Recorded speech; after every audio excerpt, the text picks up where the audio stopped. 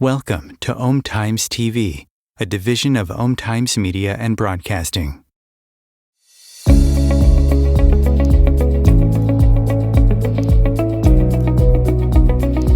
Your angels are speaking to you. Do you hear them? Welcome to The Calling of Light with author and empathic spiritual tarot reader Anne-Marie Odell. The Calling of Light offers direct, empathic insight and relatable spiritual topics, interviews with special spiritual guests, and straight talk call-in readings. Kick back and enjoy free-form spirit tea with Anne-Marie, the way you like it best when you want to simplify. Here is your host, Anne-Marie Odell.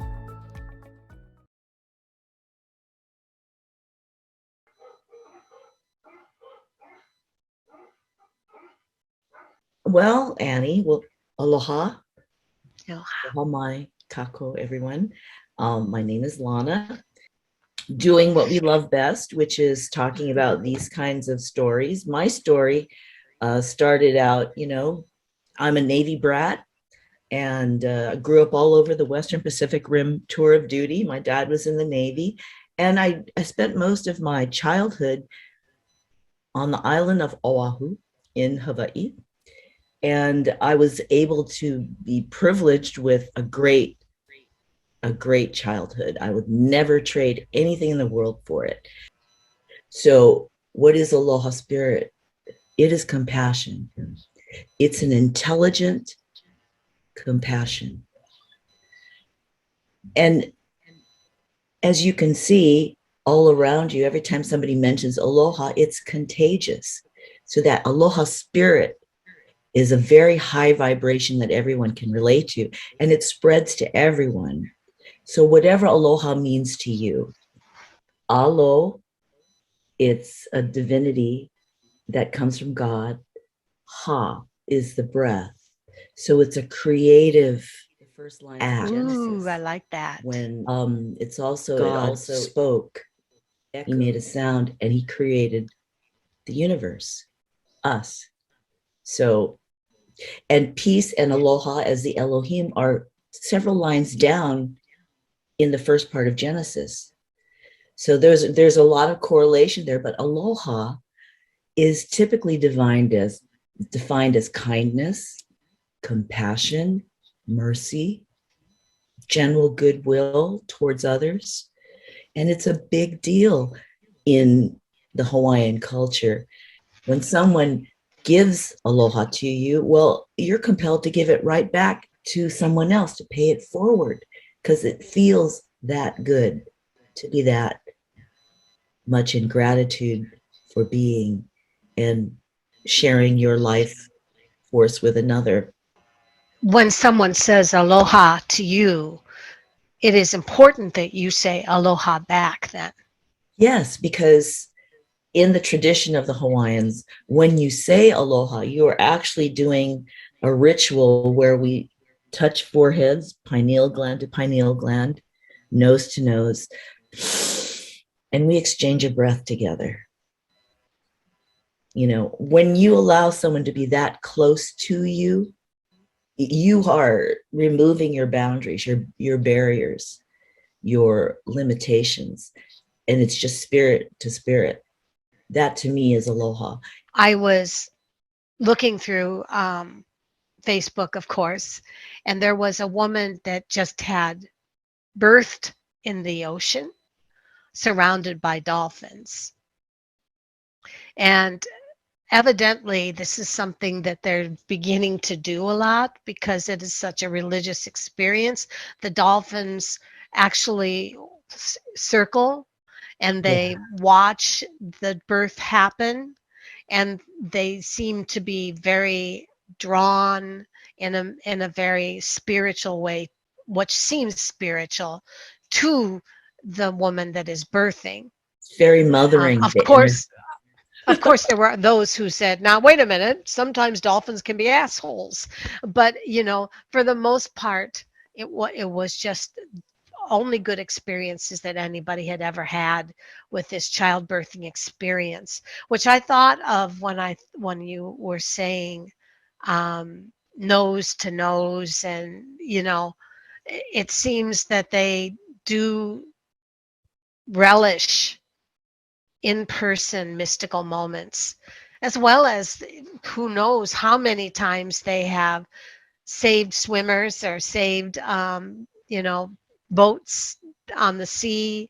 Their mission seems so beautiful and so in tune with compassion. And Yes. I know wherever there's a minister, there can be an asshole minister. So I'm not saying that all dolphins are perfect, but I do feel that they have that mystical, beautiful essence about them. And aloha and being their message certainly registers with me. Yes, very much so. So, what about the peace part? Well, okay, now Annie, I teach about magic, and Explain that to me. A lot of people don't understand that. well, magic in a nutshell is the art and science of transformation of yourself into the best that you can be. And one of the ways to do it is to look at the ancient books, get esoteric.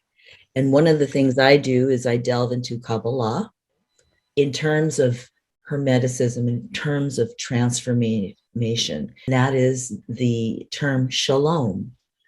As far as I can tell, it means completeness, but it also commonly means peace. Shalom is worth it.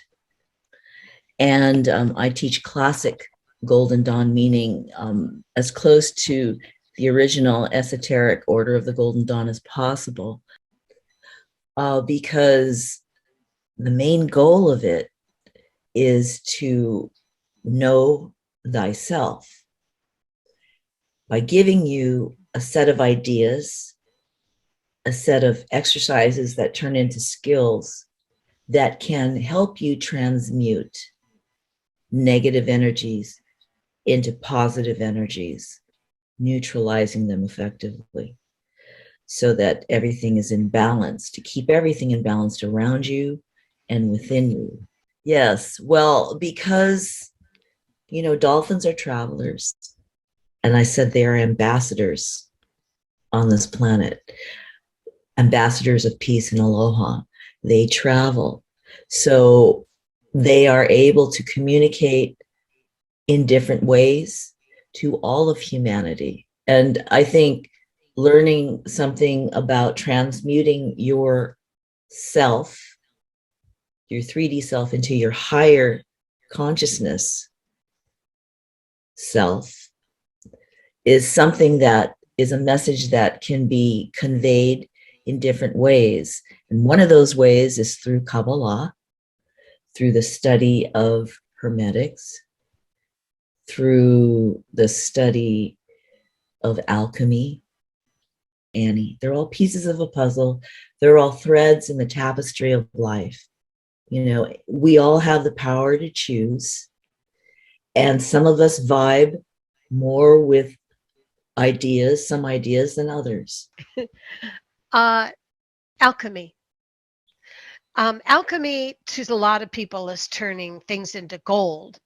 So talk about spiritual alchemy and how that can often translate to and spiritual messages from the dolphins. Most of the time,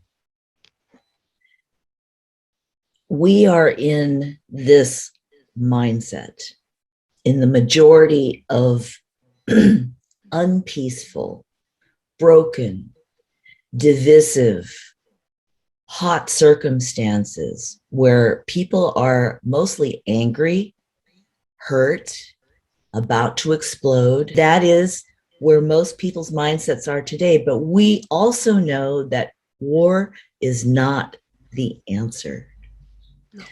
Bad marriages, busted relationships, divisive politics, with some exceptions, are too frequently brought to heel by people who have committed themselves to peace, to shalom. We're tempted instead to win, to prove to whomever gets in our way that we're in the right. And we feel threatened in these arenas, overwhelmed by the temptation to protect ourselves above all else. And most of the time, however, there is no threat. But regardless, we're angry and afraid, and we go to war. I like that.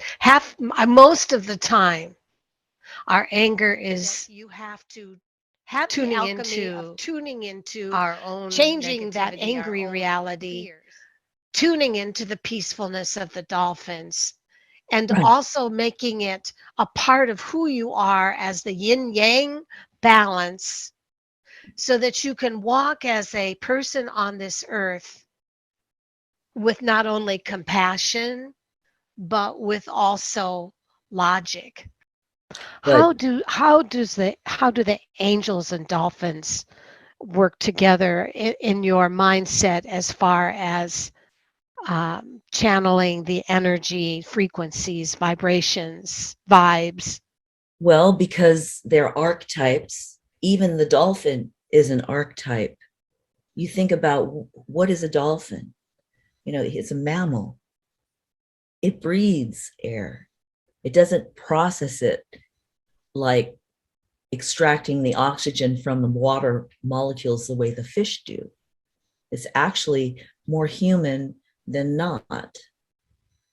So that is an example of a mindset to be as an archetype. That's how I look at angels as well. Yes, we see these fancy, beautiful images in iconography of angels and divine beings, but I can't relate to that because I've never met that person. But if I meditate on that angel, perhaps I can commune with it with using the right words to put me in that mindset so that I can commune with that energy. I can relate to it. I can become a part of that energy signature. So each name of the angel basically becomes like the name of a Reiki symbol. That energy of that name of that archangel becomes the essence, the vibration, the energy, not as a beautiful storybook, handsome, beautiful angel illustration, but becomes the energy of that, just as a Reiki symbol would become, right? Yes, because when I do the Melchizedek training, I'm telling you, the universe was created through sound, and sound began to become more solid when it became color. And then when it finally hits us, it's material. It's got a 3D feel to it. You know, so you're communicating in a chord, in a harmonic. And when you invoke divine names, you are singing the universe's song, even a piece of including the dolphins, including the dolphins. And the dolphins, because they communicate with sound, sonar, it all makes sense to me. There's a theme there. We're watching, you know. And so what is that choice? I already said it. Okay, I have the freedom to choose my whatever I input into society, good or bad. And if I want to bring change into this world, if I expect the change in the world to make it a better place, now I can't act, I can't parent, I can't blog, I can't even drive my car like a jackass and then blame everyone else for how crappy everything is around me. So my religion, my spirituality, my worldview, and the way I want the world to be is is a charge. It is a duty with, what is it? Is it an awful task? I don't think so. It is a task of choosing the way of peace, aloha, shalom. Because I think logic has to be in there somewhere. It does. We need to have the ability to discern when it's time to go toe to toe, and when it's time to slap someone in the face with peace, kindness, compassion, mercy, forgiveness, reconciliation. A lot of people don't expect you to give a response in that manner. There's an American obsession with strength, and the corollary to that is the fear of weakness. So it begs a person to go to war, while scripture, on the other hand, is telling you be at peace as much But as you that's a can. contradiction, because the religious people the really religious fanatics now are also going in that way. Let's make sure guns are here to blow away the children, but let's not have abortion to take away the children away. And so that's why St. Paul's letter to the Roman Christians said, do not repay anyone evil for evil. Carefully consider what is right in the eyes of everybody. If it is possible in adverse circumstances. And it pisses them off sometimes. It's there in scripture. So if you're a Christian, if you're a Muslim, anything that looks to the Quran, anything, it's there, and you have choices. I'm not supposed to take revenge on any level. According to Paul, I'm supposed to leave it to God. That's his job. And that's a hard one to believe for most of us. And myself, on some days, I wouldn't score myself high on that one either. We have this conundrum, but the bottom line in all of this is the bottom line. I'm getting older and I'm getting more tired. And I'm beginning to believe that 99% of the time, peace or shalom and aloha, or whatever you want to call it, is the best strategy. It's not the easiest choice. Peace requires a level of maturity and faith that are taxing to most people. Faith is just a knowing that something is righteous. I think about Jesus. I think about Buddha. I think about the dolphins. All those made, not the dolphins so much, but the great masters pissed off a lot of people. So many of them are persecuted. Beautiful messages of peace have to go to those who listen. But it's getting harder and harder to find those specific audiences that will listen, because a lot of the whole society, like you say, is getting angrier and angrier. I have to do my part to make sure that my world is more together and less divided, because anger, division, hatred, isolation, it doesn't heal, and it just makes everything worse. And there are so many people who've committed themselves to the forces that oppose peace and aloha. So what do? Well, we have to think about these concepts in this way, Annie. Peace, shalom, aloha, whatever language you're speaking that you can relate to.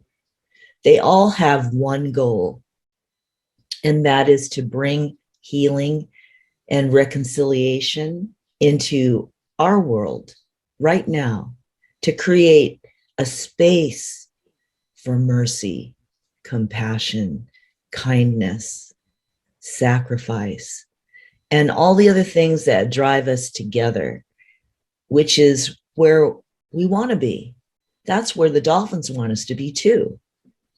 See, the dolphins are here to remind us that our interactions with our children, our friendships, social media, and the meager blog attempts that we make, they're all entry points into humanity.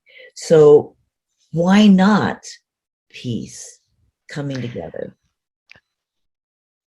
And that's why I feel very, I felt very compelled to talk about it today.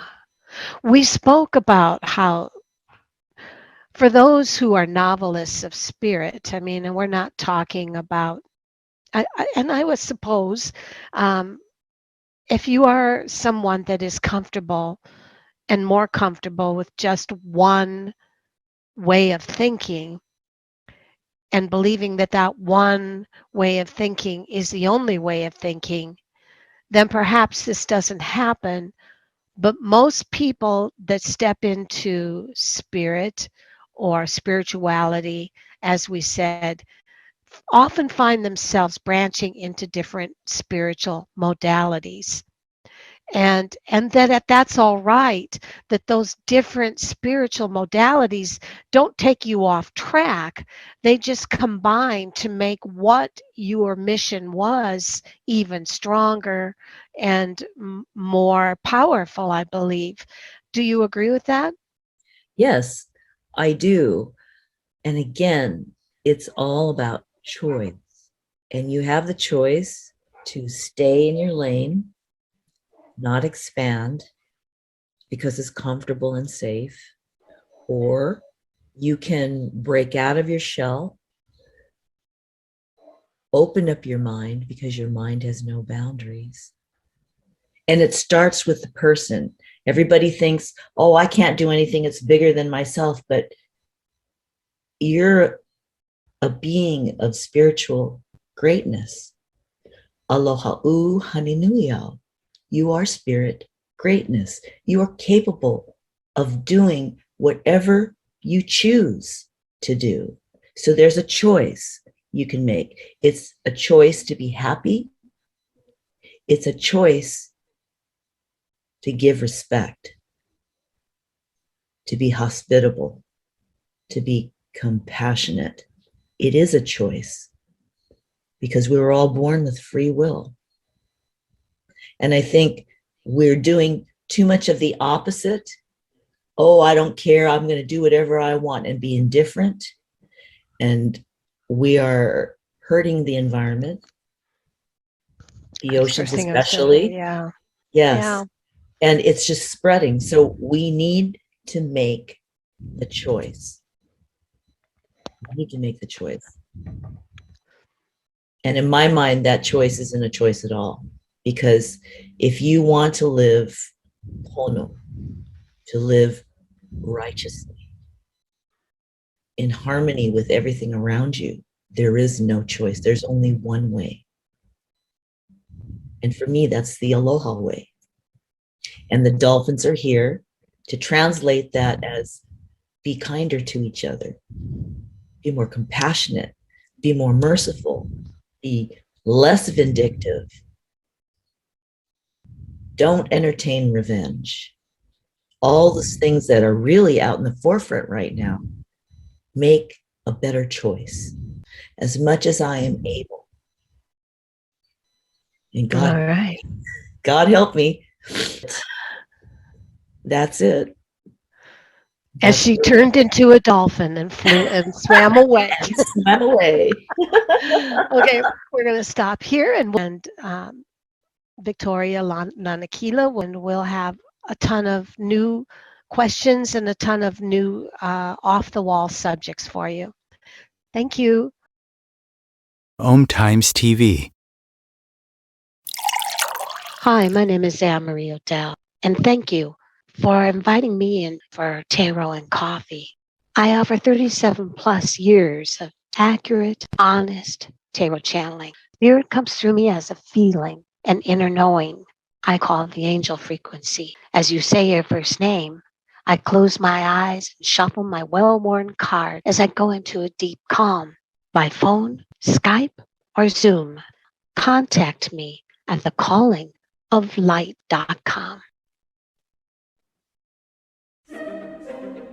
Imagine becoming a super influencer. Reinvent yourself, invest in your brand, and then manifest your success with a robust spheric approach. Om Times Media and Broadcasting offers a unique and multifaceted way to become the spiritual and conscious influencer you deserve to be by putting your message across our powerful platform with its proven record of integrity and excellence. Through our produced shows, Om Times offers the opportunity to become a social media TV personality, a radio show host, an Om Times magazine columnist, and a syndicated podcaster, all in one shot. By live streaming your show on Om Times TV and broadcasting it across the extensive Om Times radio and TV networks, you become more than a host. You become an ambassador and a force for positive change. Om Times. Open yourself to the possibilities. If I could be you, and you could be me for just 1 hour. If we could find a way to get inside each other's minds. Walk a mile in my shoes. Walk a mile in my shoes. Well, before you abuse, criticize, and accuse, walk a mile in my shoes. When somebody comes to me and they want to learn from me and they don't know where to start, because they know I'm a magician, they know I'm a Melchizedek high priest, but they want to know, well, how do I get started? And I'll tell them, start with the Reiki. Want to be able to intone that. Like Cho Ku Rei is Ho Reiki. That's not Cho Ku Rei. But when you expand that sound, you are conveying the vibration of that symbol. It's a method, is one of many. I just lectured about this the other day with my Golden Dawn students about ritual work. Vibration is one of the 5 factors that you need to manifest your intentions in this 3D. It's one of the 5. When you vibrate, you become that energy. And so like a tuning fork, you're sending out the ripples, and that changes everything. It changes the airspace, and it changes everything that is connected to that moment of materiality. So if that makes any sense. So how do you combine that with the messages of the dolphins that you felt? Well, the dolphins use sonar. Sonar, I like that. Okay, see, back, and I am talking to Victoria Lanakila, and one of the things that I was really taken back by was her interesting take on what a good teacher is, and so I would like you to kind of go back to that. What is it that you feel a good teacher is? What inspires students? And I love people, and I love talking to them and crying with them, and laughing with them. Yeah. These things help me to get closer. What is what is your teacher procedure? My teaching perspective originates from my heart with aloha. So when I'm teaching, I am teaching with aloha.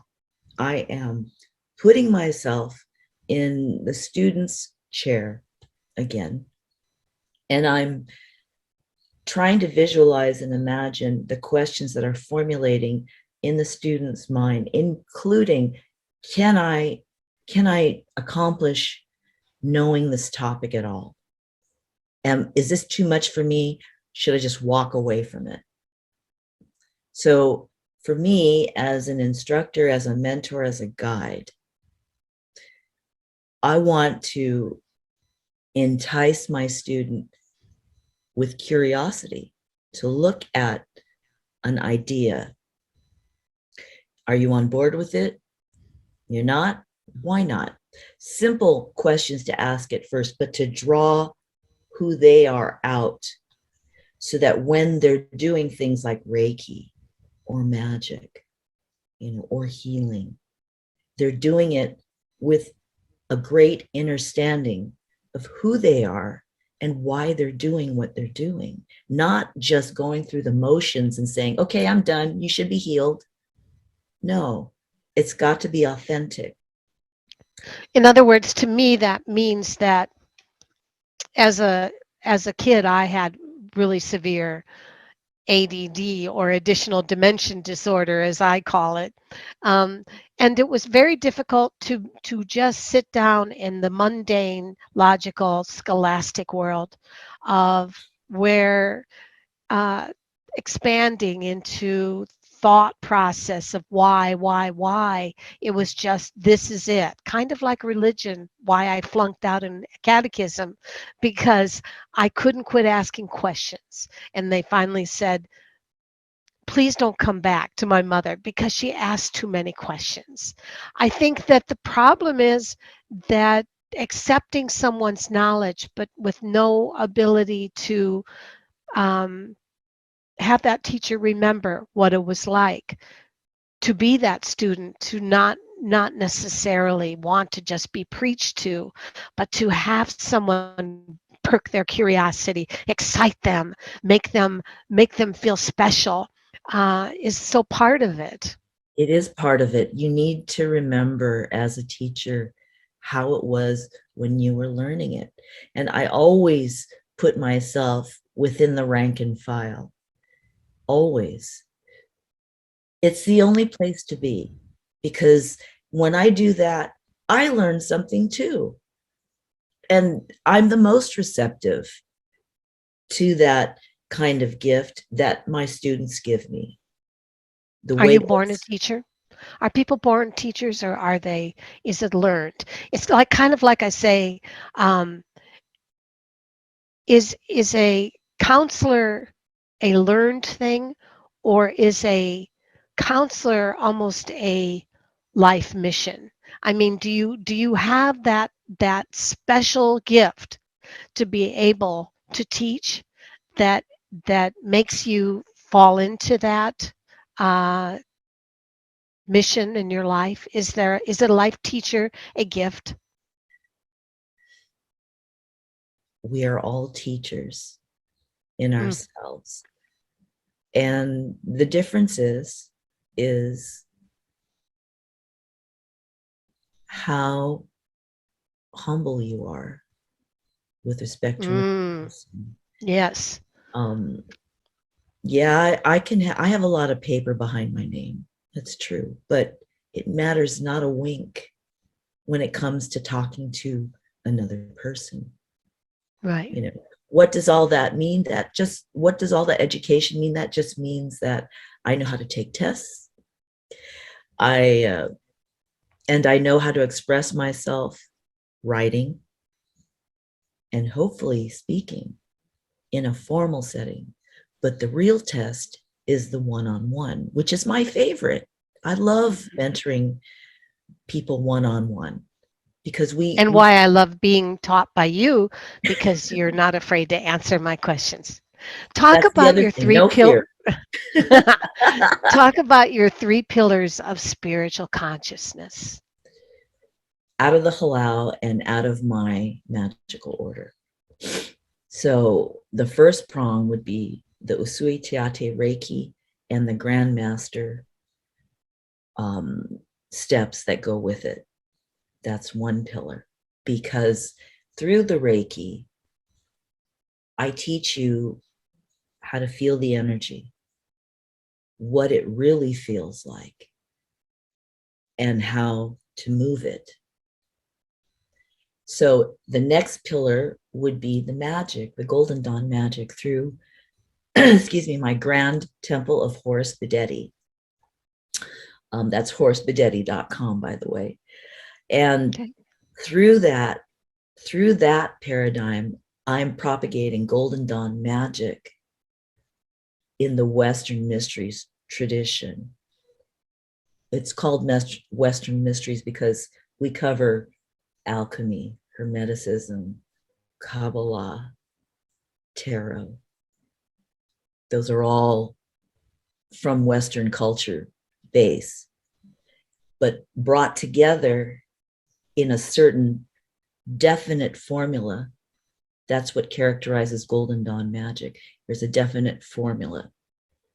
And so that's a second pillar, because that's how you take the energy that you now feel and feel it within you, channeling it through your intentions, and then projecting it out, incorporating divine names, not vary. And So then after they get into Reiki and they feel the energy, then I get them and may I ask you, I just certified second level Reiki, and I was just having a heck of a time with all the symbols. When you are doing a Reiki session, do you visualize every single one of the sessions? Sometimes I feel like the Reiki sandwich or whatever that I work on with myself and my animals and things is easier than trying to visualize and do with my tongue on the roof of my mouth and all these different symbols. Are you doing every single symbol that you in your mind? Are you saying them? How are you doing that? Well, for one thing, Annie, my style of Reiki is not published anywhere. Yours, it is Usui's original system of natural healing. Usui Teate Reiki is, and we use sound to heal. We don't use the symbols the way Mrs. Takata. Why? Because you have to know what the energy feels like. And how do you know unless somebody actually makes that connection for you? Most people say they know, including a lot of magicians, but they haven't had that experience. So I'm using the hierarchy of the archangels, the planets, the astrology, the elements here on earth all together to try to commune and be one with these vibrations that match my magical intent. And the reason why you've got all these other things happening is because they sanitize the Reiki system on purpose, because when they brought it to the West, when Mrs. Takata brought it to the West, it was post World War II. Everybody was Japanese fearful. I love that. That's just the history. Yeah, that's the history.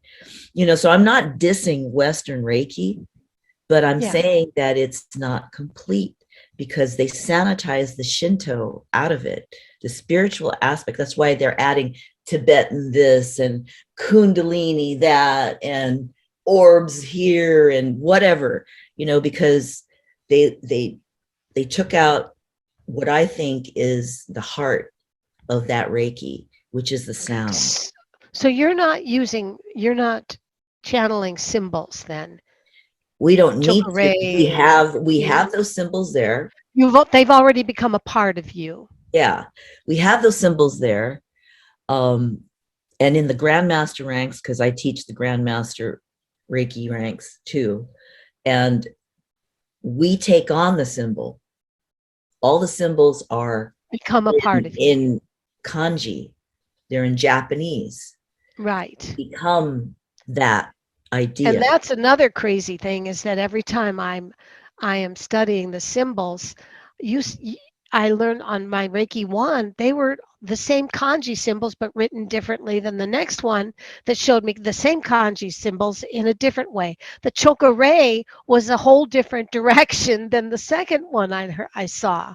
And see, that's what's the danger. That's the danger of people who claim mastership with only 3 levels. Mm. You know, it's like, and then you're propagating something you don't really understand. And I see that. I know what you're going through. It really pisses me off because the Reiki masters who are propagating the stuff, they need to stay with their students and nurture their understanding, not just take their money and say, bye-bye, you got your attunement, see you later. You know, that's not right. Yeah. That's not Yeah. right. No, that's why I Oh. have classes, Mhm. you know, and I encourage my students to continue practicing. Our Reiki has one ritual in it, which Western Reiki doesn't, and aside from the attunement. And we do that ritual every day, you know, and that That is, what that is that? segues you into magical practice where you have to do like your banishings every day, you know. Your what? Your banishings, yes. You're What banishing. is that? That is creating a sacred space within which you can work your spiritual magic. And And so for you, creating the magic is what?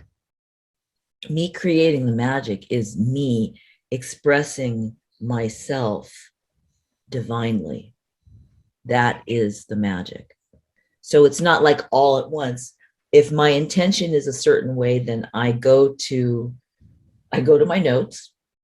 If I wanted to manifest more money, that's earth magic. So I go and I do earth-based rituals using Oriel because he is the angel that overlights the earth, you know, and then he's got the choir of angels that he works with or she works with, plus there's spirits of intelligence that get invoked. You know, it's like a machine.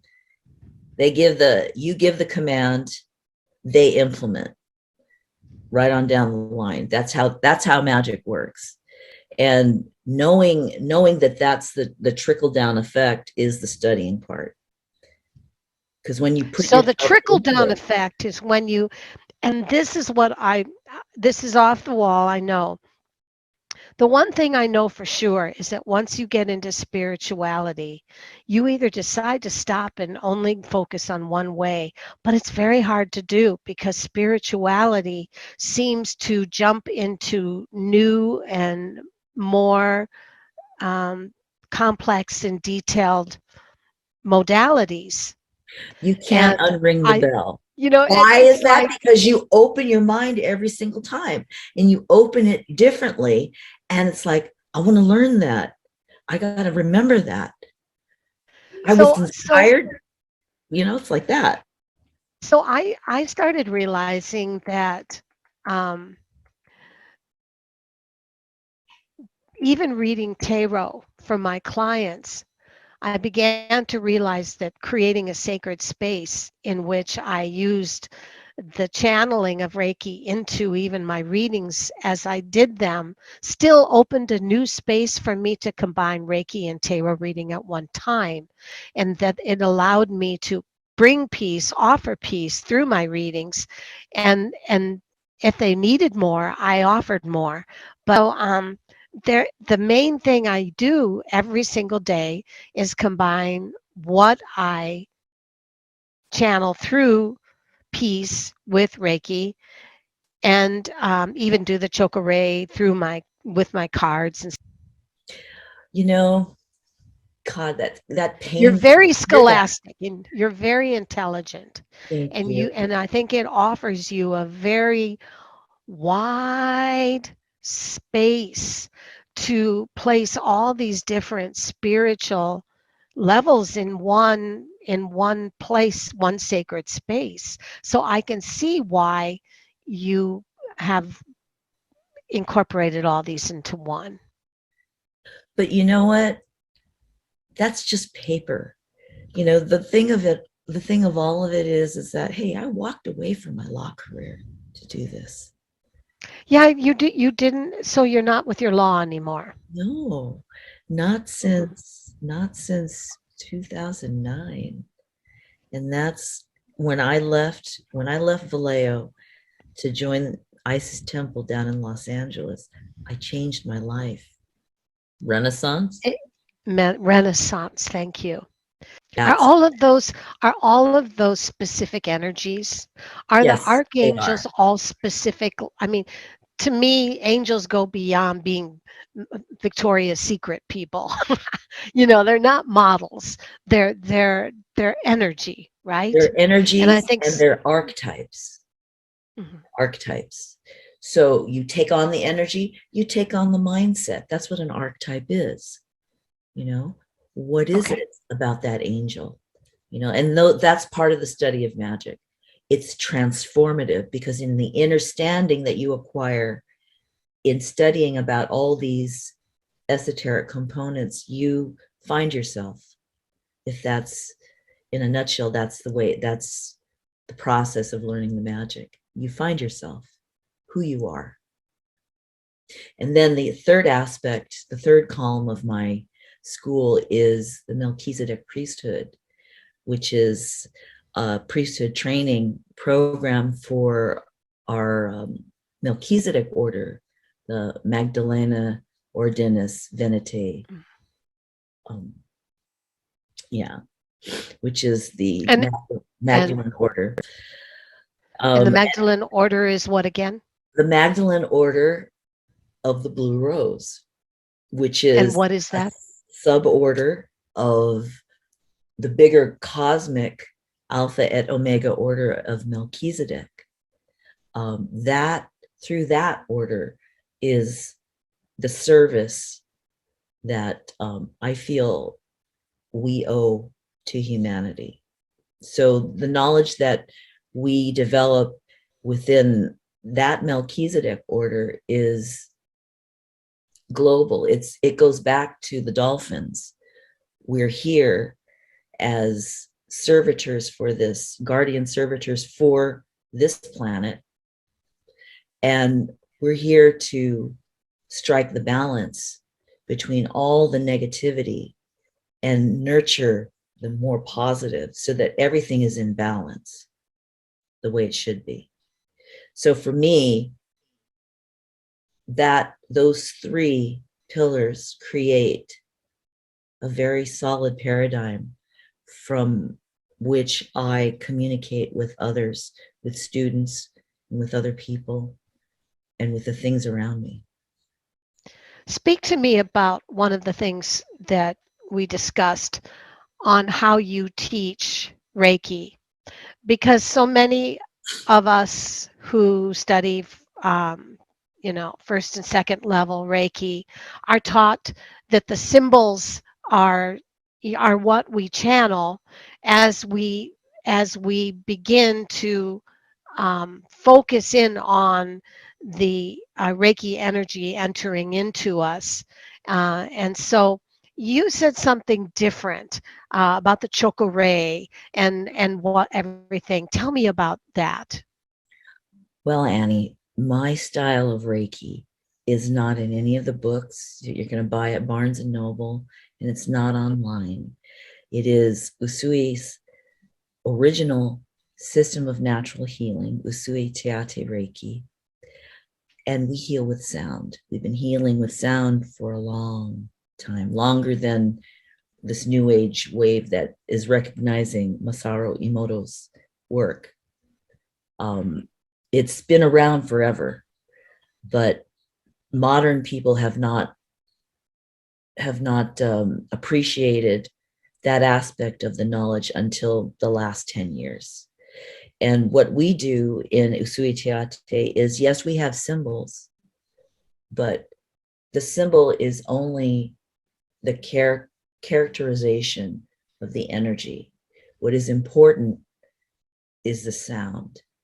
So even at level 1, your first symbol is the word Reiki in the kanji, because every brushstroke means something. So as you're meditating on Reiki, that is your first symbol. And you are the two shaman that are depicted above in the top part of the Reiki kanji. You are both sides of yourself bringing down the energy, because in the bottom part, it's showing you that that energy sprouts new growth. So right away, we teach you that's what the Japanese were thinking when they wrote that symbol. So that's the first jumping off point. So I And tell you had a tone. Do that tone again that you gave me. that's first level Reiki. Mm-hmm. Second level, yes, we have the 3 symbols, but we do not emphasize the drawing of the symbols so much as the sound, the kotodama. Mm. So Cho Ku Rei is not just, do this symbol and that's it. It's more like Cho Ku Rei. It's a vibration. And that vibration is like when you throw a stone into a placid lake and the ripples start to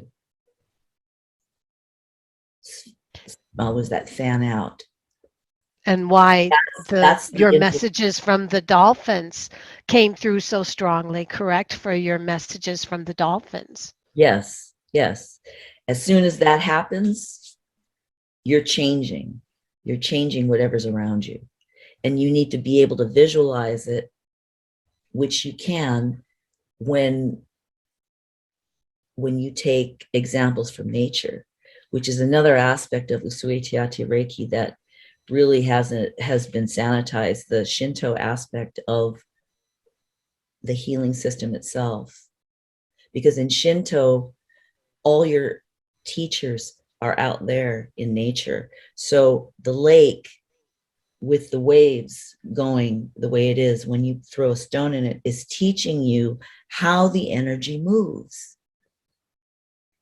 When you want to gather yourself in silence, to be still, which is another aspect of communicating magically. It's one of those skills. You can look to a mountain and you see it's not moving. Now that seems pretty obvious and maybe even too simple for a lot of Westerners. And yet the concept, the notion of being steadfast and silent is there. And that's those values, those imageries are what distinguish our Reiki from Western Reiki. And then I teach it all the way up through the Grand Master ranks. And in the Grand Master ranks, every level has a Japanese kanji as a symbol. So you become that energy.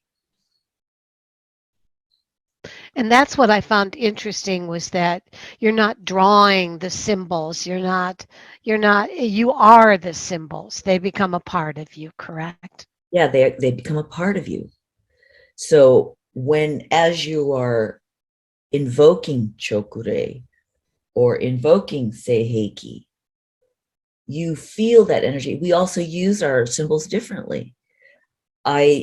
I know that Western Reiki people are taught Seiheki, that looks like Barney when you draw it. Side view. They use that for scanning only. I use it for healing at a certain level because it's got a lesser level energy-wise than Cho Ku Rei. So that's how I'm envisioning how to use those symbols. And so when you invoke it with the sound, you can actually feel it in you. So for me, that makes projecting the Reiki more accurate. So I can feel it, I'm visualizing it, and I'm sending it at the same time.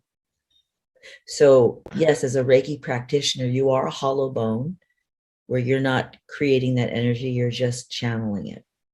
And you are feeling peace.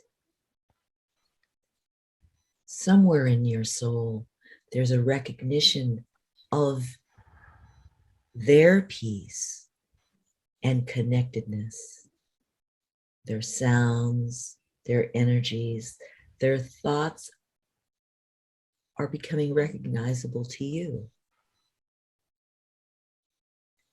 The dolphins have come to take you on a spiritual journey through the gateways of the physical world and into the higher realms. So let's swim with them and allow your minds to listen to their sounds, feeling their vibrations, becoming your thoughts, your vibrations, and your inclination to follow their teachings. Their teachings are all about being at peace, remembering the connection you have with one another, choosing aloha as your first reaction to any situation. So enjoy your journey into this awareness of the Dolphin Collective unconsciousness. And I bid you in peace. Peace be with you. Thank you, Lana. I cried. Have a good one. Bye-bye. You have a good one too. Aloha. Aloha.